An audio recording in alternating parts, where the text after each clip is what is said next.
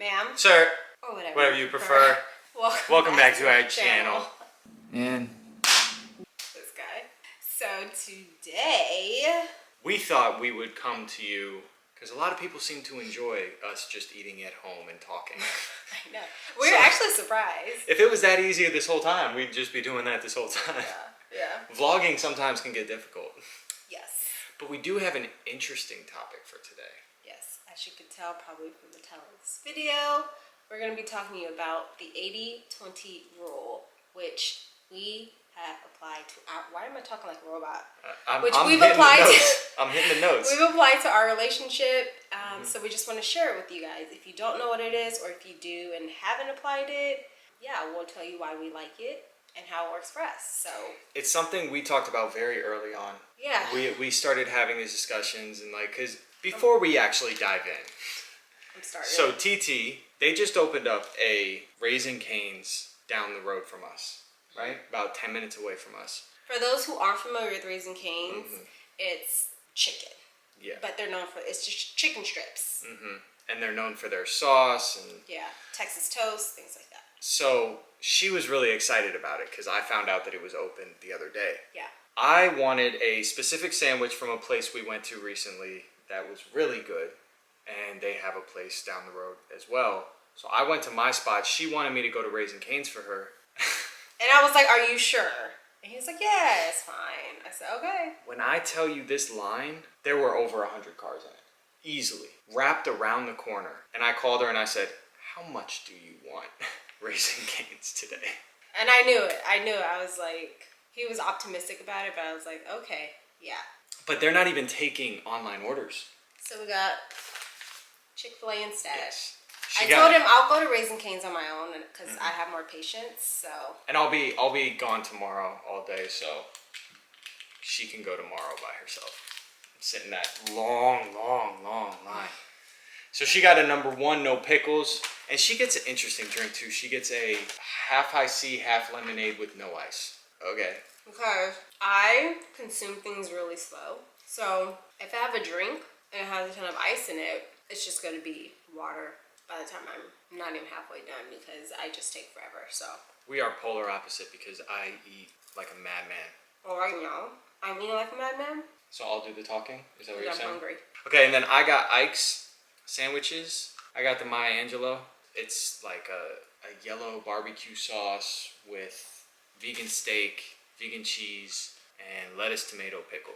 I loved it. I got it recently and I loved the sandwich. Now, I sat in the Raising Cane's line for a long time, so my sandwich isn't necessarily hot still. But we're gonna make some lemonade. Not that lemonade. Of this fry. Does anyone eat the butt of fries? I don't. As she hands it to me and I eat it. No Celsius today. We're just drinking water. So yes, the 80-20 rule. Something we talked about early on, because when you get into a relationship, I feel like life doesn't stop once you get into a relationship. So life continues to happen. And now you're sharing that life with somebody else. And you can't expect life's problems to just stop because you're with somebody. So I don't know if we read it somewhere or heard it somewhere, but we just decided one day we called it 80-20. Yeah, I think we heard it somewhere. We must have. Credit to wherever credit is due. If you've heard of this, drop the person who came up with this down below. We were either like listening to a podcast or something. And basically the fundamentals of it are every day is 100%. But both of us aren't going to be able to give 100% if some days are worse in our personal lives. So we kind of have a code word where it's like 80-20. So then if she says 80-20 to me, I know, okay, I'm going to be picking up the slack on this day. Yeah, right? like, and what he means by 80-20 is today I only am able to give 20%. I'm only able to contribute 20%, you know? So that means he will pick up the rest, which is the 80%.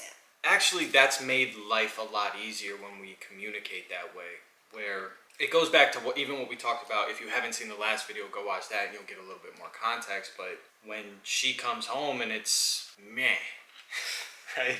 I understand, okay, I'm going to have to pick up some slack. I'm going to let you process what you got, but I'm going to bring the energy, right? And I'm not going to be upset that you're having a rough day because of something that has nothing to do with me. So I will be the 80% to your 20. and it seems to have really worked for us. One, it's communication, right? Because you're communicating to your boyfriend, girlfriend, your partner, whoever, hey, this is what's going on with me. And it's like effectively communicating, like, you know, why X, Y, and Z is happening, you know, so that they know and are prepared without having to assume or without left wondering what's going on or why your, you know, mood is a certain way.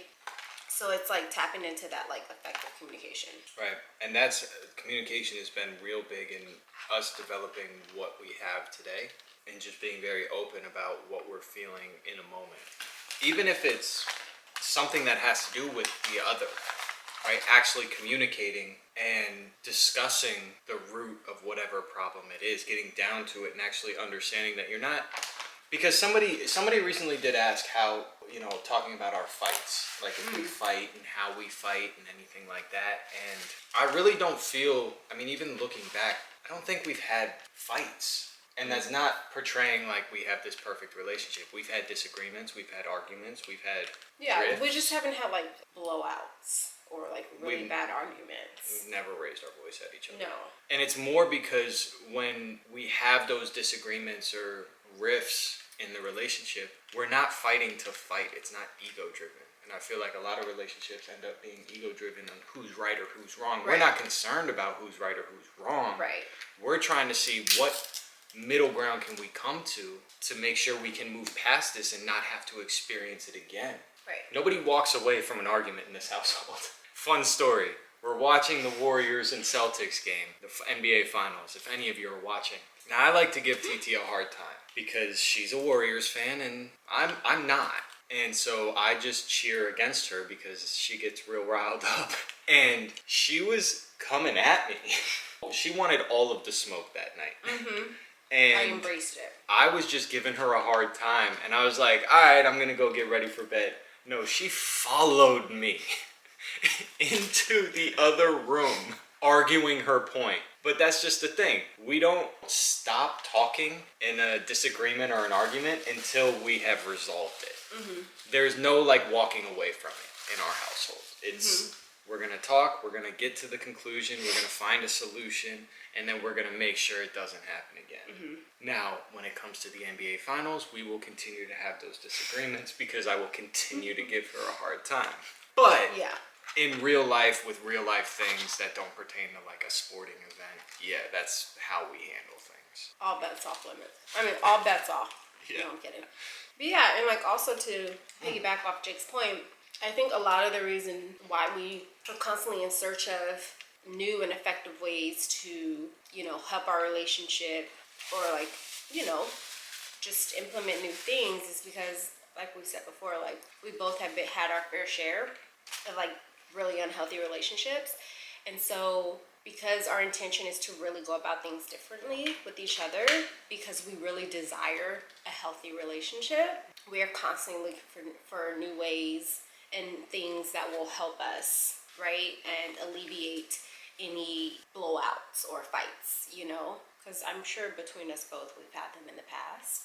And I know for me, like even just growing up, I never did well with conflict. I didn't like yelling. I didn't like fighting. I never did well with that. I was a really sensitive kid. Like my mom didn't even have to whip me. She would just raise her voice and I would cry. So that goes to show you how sensitive I was. So we share these things with you guys because Nobody shared them with us. Right. Or people did, we just weren't ready to listen. Or that. But it's like as we discover these things and we implement them in our relationship and we find that they do work and are effective, it's like we want to share them with you guys because why not make healthy relationships dope? Because I think there's so much light shined on toxic relationships and the bad things that happen, or you know, heartbreak, or you know, that's what is presented. Because they're fun. Never a dull moment. Yeah, but I'll tell you this. No, they're dull Healthy's moments. boring? You and I are boring sometimes. It's okay. We've fully embraced that. But yeah, to her point, that's being in a healthy relationship is dope. It is super cool. Like being I can tell you that it's very low stress. You know, life is already stressful enough as it is. You shouldn't feel stressed at home with your partner. And I think due to the communication and the 80-20 rule that we've kind of implemented into our relationship, we don't really have a lot of those issues in our lives because we communicate those things. You come home, have a bad day from the outside, bring it home, take it home with you, and take it out on the people that you love or that love you, and that's just not fair. So having communication going, I understand, what did we just talk about? I'm not your problem, right? Like saying to somebody, just, I'm not your problem and that's okay. Like, where do I have to meet you so that you don't take this out on me and we can, and also having the communication healthy enough to say, one thing we're not going to do is take this out on me. This is your issues right now are not mine. Yeah, just like this morning, like I told him first thing, you know, I was like, it's that time of the month. So Jake knows, you know, should I just not, you know, be 100% there today, or I'm a little just laid back in some areas or not feeling well, not my normal self. He already knows what to expect and why I'm feeling the way I do. So what did I do?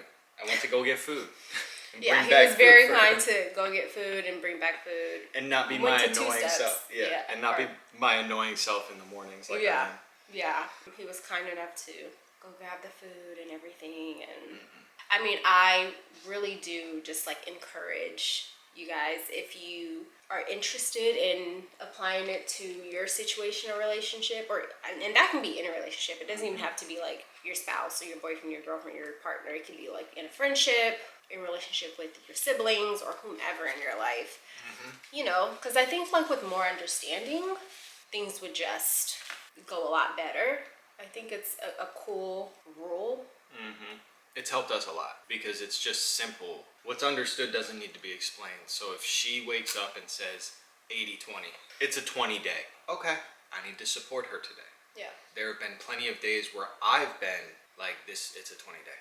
You know, I got a lot going on, just not here, can't think straight. It's not you, I got a lot going on. But as long as you communicate that, you're gonna be all right. Yeah. As long as you actually care about each other. If you don't care about each other, then it's probably not gonna work. Yeah. And if it's someone like me too, like I love when it's like a 80-20 thing, or when I have an 80 day and he's at, not saying that I love his low days, but I'm just saying like. She loves my misery. Yeah, right. I love your misery. I'm just saying I love when I can do 80% or like more, because Jake is someone who doesn't ask for a lot of help, especially like when he's sick or something like that. He's like, no, I got it. So when it's an 80 day for me, I'm like, ooh, like I can do more. Okay, like you need this, I'll go do this, I'll take care of this, you know? So it's her solution is always like go to the grocery store and get a bunch of things for me and a bunch of fatty and gluttonous foods. Like a pint of ice cream or something. But yeah, it's just like that extra little, you know, where you can help out your partner when, you know, they're not having such a good day. So when they need you. Yes, when they need you. That's what they're there for. Right. And especially, you know, I know for like some men too, you know, it's hard to ask for help. So if you just say 80-20 or however you want to communicate that, right? It's saying I need a little bit more help today, but without having to say those words. So it's that nonverbal communication that is so important. I like the way you said that nonverbal communication. Ooh, yeah. Where you don't have to say a whole lot and the point gets across and everybody is understood in the room. Yeah.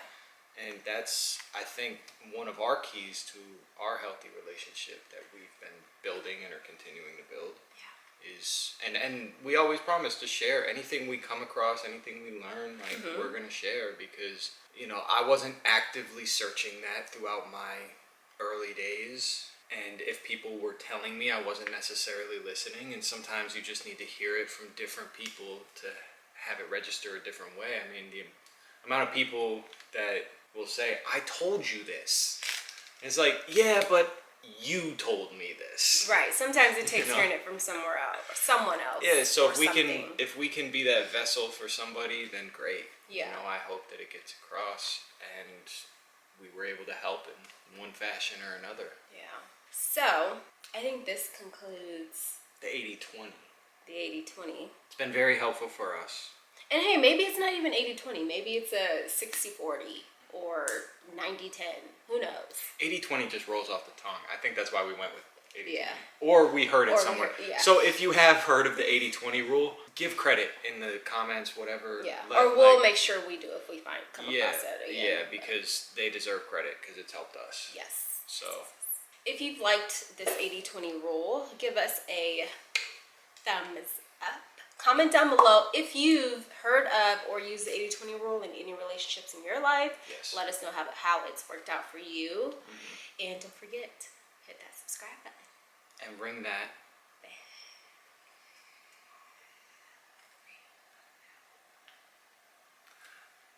We're gonna go finish this food. Let's go, Warriors.